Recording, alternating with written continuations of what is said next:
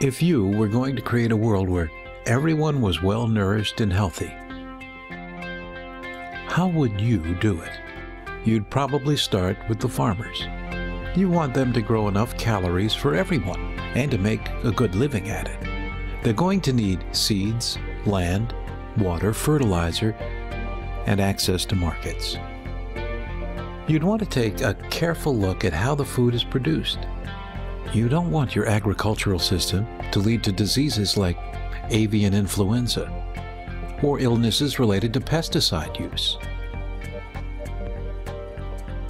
You'd look at the whole food system, from the traders, the truckers, and the processors, to the food marketers, the retailers, and the consumers. It wouldn't make sense to focus on producing enough crops if the food is going to spoil before it ever reaches consumers.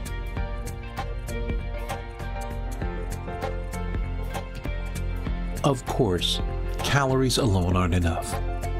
You'll need to produce a whole range of foods containing dozens of vitamins and minerals.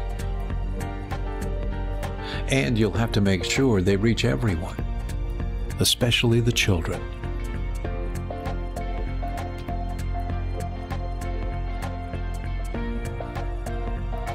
Hey, your world is working great. But you can't start from scratch. Here's what you're starting with. A food system that grows twice as many tons of staple grains now as it did in 1970. But nearly 1 billion people still go hungry.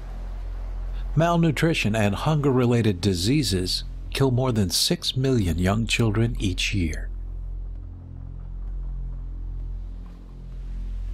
In most developing countries, being a farmer means being poor. The system also provides lots of cheap fast food, high in fat, salt, and sugar. Now, more than 1 billion people are overweight. Heart disease and diabetes are at epidemic levels. Can't we do better?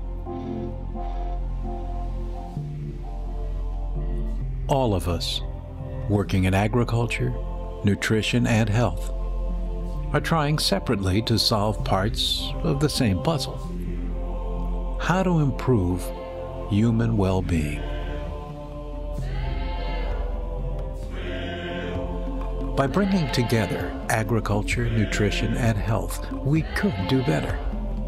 For instance, we could include nutrition in our agricultural strategies. We could promote agricultural growth where the poorest people live, so they can grow more food to improve their diets and raise their incomes. Maybe we could invest more in biofortified crops that contain more vitamins and minerals.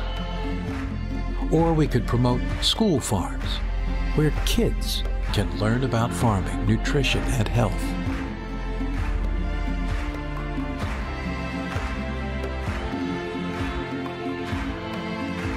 If we can convince farmers, nutritionists, and health workers to talk to one another, if governments, private companies, and communities work hand in hand, if researchers invest more in understanding the links and schools change the way they educate, we may find solutions we'd never thought of. Our food system has accomplished more in a few decades than we ever imagined.